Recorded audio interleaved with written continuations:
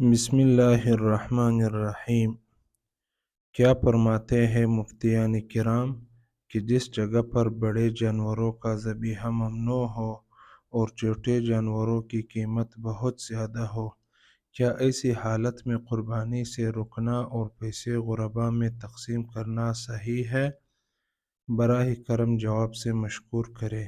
جواب: نہیں، صورت مسئولہ میں غربا میں پیسہ تقسیم کرنے سے آدمی قربانی کی ذمہ داری سے سبکدوش نہ ہوگا، بلکہ ضروری ہے کہ قربانی ہی کرنے کی کوشش کرے۔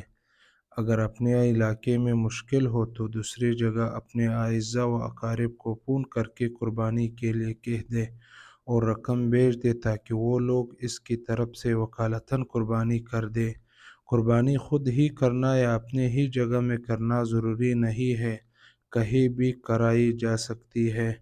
واللہ تعالی عالم۔ دارالفتاء دارالعلوم دیوبند۔